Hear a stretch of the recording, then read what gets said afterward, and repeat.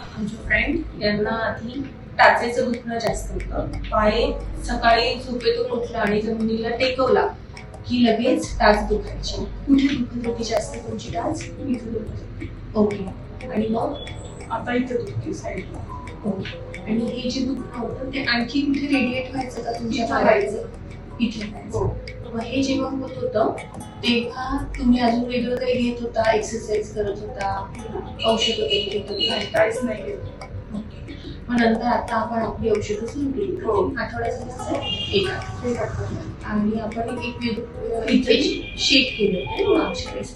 तर त्या शेकानंतर काय फरक जाणवला तुम्हाला किंवा औषधानंतर? तिथं दुखत नाही आता, हम्म. साईडला दुखतं आणि औषधी घेतल्यामुळे छान वाटतं. ओके. मग आता खाली पाय टेकवता येतो का हो. तुम्हाला कम्फर्टेबली सकाळी उठल्यावर? ओके. आता जर आधीचं दुखणं तुमच्या 10 पॉईंट पैकी 10 पॉईंट इतकं जास्त होतं, आता किती असेल?